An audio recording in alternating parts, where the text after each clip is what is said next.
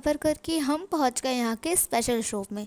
अब यहाँ पे ना ऐसा है कि हमेशा कोई ना कोई शो होता रहता है, और ये बहुत अच्छा शो था और ये लोग थे महाराष्ट्र से। अब ये बीट तो बहुत अच्छी थी, फिलहाल इस वीडियो में आ नहीं रही है, इसलिए मैं आगे की वीडियो में आपको ये फुल बीट सुना रही हूँ। तो थोड़ी देर के लिए आप लोग आगे तक सुनिए।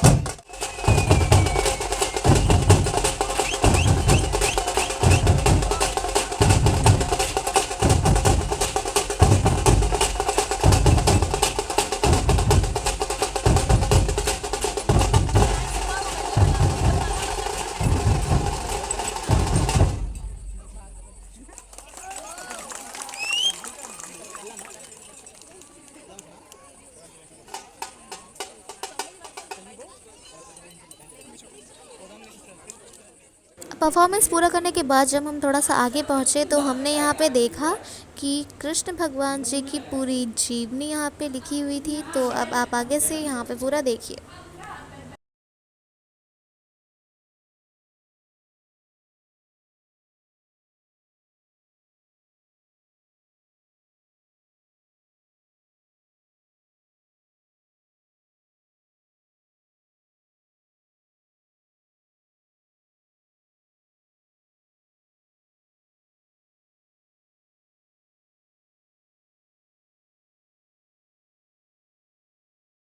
अब जैसे मैंने पहले आप लोग को पहली वाली वीडियो में बताया था कि यहाँ पे हिंदी बहुत ज़्यादा ऐसे है नहीं, इसलिए यहाँ पे सारे प्लेट्स पे इनकी लोकल लैंग्वेज लिखी थी और इंग्लिश में लिखा हुआ था।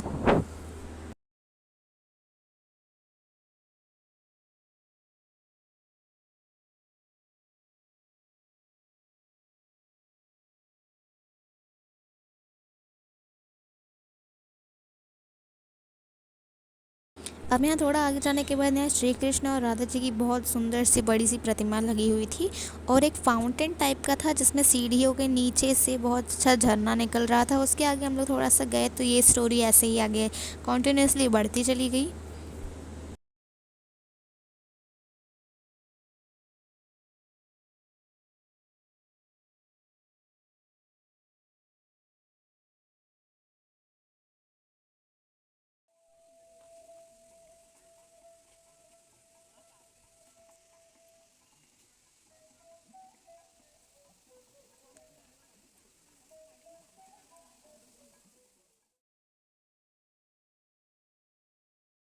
अब यहाँ पर इन्होंने एकदम ऐसा दृश्य दिखाने की कोशिश की है जैसा बाल कृष्ण अपने बचपन में करते थे।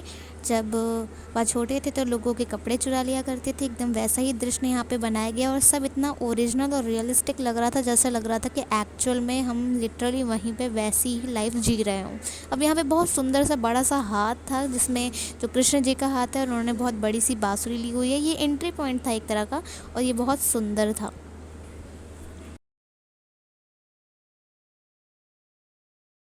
और यहाँ की सुविधा इतनी अच्छी थी कि मैं क्या बताऊँ, कि यहाँ हाइजीन को हटाने के लिए डस्टबिन भी एक तरह से बांस से बनाई गई थी, प्लास्टिक को हटाने की कोशिश की जा रही है जितना ज़्यादा। तो ये मुझे सब बहुत अच्छा लगा कि ये डस्टबिन वाला। और फिर उसके बाद हम लोग यहाँ से आगे बढ़ गए।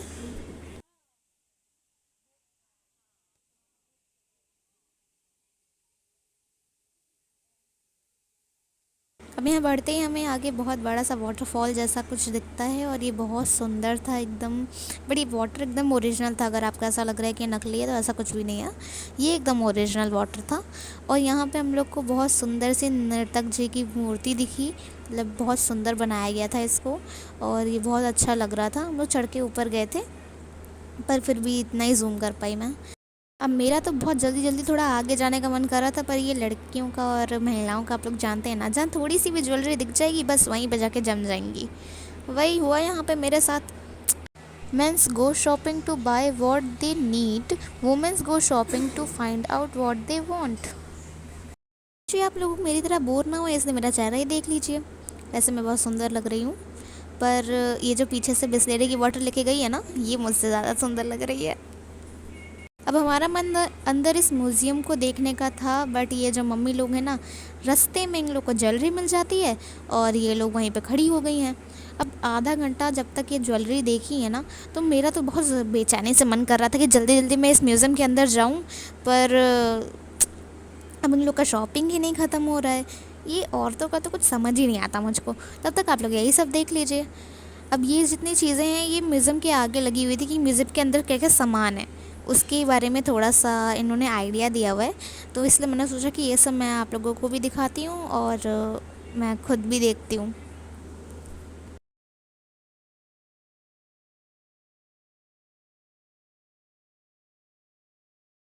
अब ये सब देख के आप लोगों को इतना तो समझ आ गया होगा कि इस म्यूज़ियम में क्राफ्ट और म्यूज़िक से ही रिलेटेड ज़्यादातर चीज़ें हैं, इसलिए मेरा एक्साइटमेंट और धीरे धीरे बढ़ता जा रहा था ये सब देख के कि वाह यहाँ पे तो वीणा के बारे में भी है।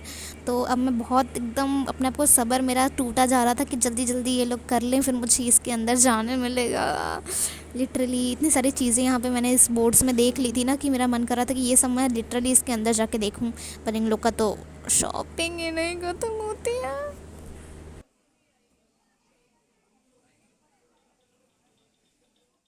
अब फाइनली मम्मी लोगों की शॉपिंग ख़त्म हो गई और उन्होंने मुझसे कहा चलो चलो इस म्यूज़ियम के अंदर चलते हैं। तब तक वहाँ एक सेक्रेटरी साहब बैठे थे और उन्होंने हमसे कहा नहीं नहीं आपका टाइम आउट हो गया है, अब 9 बज चुके हैं और इसके बाद ये म्यूज़ियम बंद हो जाता है। इसका मतलब आप समझे, हम म्यूज़ियम के सामने खड़े थे, समय था, पर फिर भी हम उसके अंदर घुस के देख नहीं पाए। इस चीज़ का मुझे थोड़ा सा खेद है, पर इस चीज़ के लिए मुझे बहुत अच्छा भी लग रहा है कि इसके बाद मैं फिर से अगर हैदराबाद जाऊँगी तो कम से कम मेरे पास कुछ है रहेगा तो देखने के लिए। इसके बाद हम आगे बढ़ जाते हैं और हम यहाँ पे क्या देखते हैं, यहाँ पे बहुत सारे शेल्स थे। यहाँ ये पूरा मार्केट, ये पूरा इनका शॉप शेल से ही बना हुआ था, इन्होंने ये शेल का सामान भेज रहे थे। अब यहाँ आगे बढ़ते ही हम लोगों ने देखा अरे वहाँ पे इतनी भीड़ क्यों है, तो हम लोग फटाफट वहाँ पे एकदम भागते हुए गए और क्या देखते हैं कि भाई एक आर्टिस्ट है यहाँ पे और ये लिटरली इंसानों को खड़े होकर उनकी फ़ोटोज़ स्केच कर रहे हैं। यहाँ पे बहुत अच्छे अच्छे स्केच आर्टिस्ट थे और ये स्केच भी कर रहे थे, तो मुझे तो बहुत एक्साइटिंग लग रहा था कि यार ये बना के अभी दिखाएंगे, बट हमारे पास इतना टाइम नहीं था इसलिए हम लोग यहाँ से निकल लिए। इतना कुछ देखने के बाद अगेन हम मार्केट में एंटर कर गए और फिर से वही सब कुछ नई नई शॉप्स हम लोग ने देखना शुरू कर दिया। अब यहाँ से हम लोग निकले तो हम लोग ने देखा यहाँ पे बहुत सुंदर सुंदर शॉप्स थी और बहुत, कहीं पे कपड़ों की शॉप थी, कहीं चूड़ियों की शॉप थी और ये था हमारा फूड सेंटर। इस एरिया की शॉप पे आई थिंक सारा पीतल का ही सामान था। मैं थोड़ा सा आगे बढ़ी और यहाँ पे एक बहुत सुंदर सी मूर्ति थी, इसी वजह से मैं थोड़ा सा आगे बढ़ गई और देखा तो यहाँ पे सारा पीतल का ही सामान दिख रहा था मुझे। अब आते हैं हम लोग नेक्स्ट स्टॉल पे, ये है बांस के सामान का स्टॉल। यहाँ पे हम लोग को बहुत सारी टोकरियाँ, बहुत सारी टेबल्स और बहुत सारी अलग अलग बांस की बनी हुई चीज़ें दिखती हैं। उसके बाद हम लोग यहाँ से आगे चले जाते हैं, तो ये सारा बात बताऊँगी मैं आपको नेक्स्ट वीडियो में। तब तक के लिए आप सब वेट करिए पार्ट 3 का। Thanks for watching.